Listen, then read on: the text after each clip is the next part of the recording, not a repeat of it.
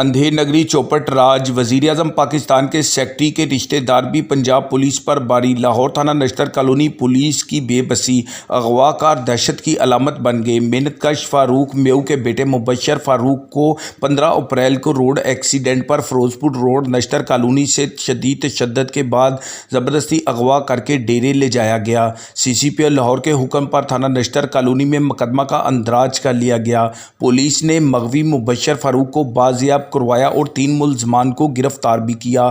وزیر اعظم پاکستان کے سیکرٹری کی فون کال کے آگے پولیس نے گھٹنے ٹیک دیے۔ تفتیشی مقدمہ ASI تیمور نے گرفتار شدہ ملزمان چھوڑ دیے۔ ایک ملزم سیموئل سیمسن کی عبوری ضمانت کروا دی۔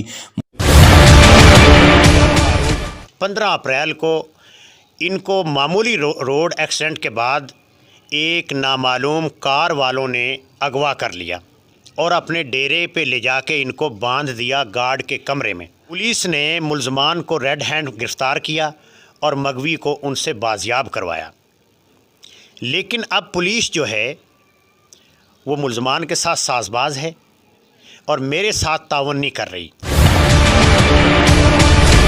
ملزمان وزیر اعظم پاکستان کے سیکرٹری کے رشتہ دار ہیں، جس وجہ سے پولیس محنت کش فاروق کو جبری مسالت پر مجبور کر رہی ہے، جبکہ تفتیشی مقدمہ ASI تیمور گاڑی کا پٹرول، ہوٹلوں کے VIP کھانے اور دیگر ملازمین کے خرچے بھی محنت کش فاروق سے لیتا رہا۔ اپنے لوڈر رکشے تے سبزی منڈیوں چنگی امرسدی تے جا رہا سی تے نشتر کالونی اشاری تے معمولی روڈ ایکسیڈنٹ ہویا تے ایک کار والے نے میرے نال ظلم کیتا، گالی گلوچ تھپڑ تماچے مارے تے مینوں والٹر روڈ والی سائڈ تے فیصل ہاؤس تے لے گئے تے 9 گھنٹے انہاں نے میرے نال ظلم کیتا، زیادتی کیتی تے مینوں مارن دی دھمکیاں دتیاں۔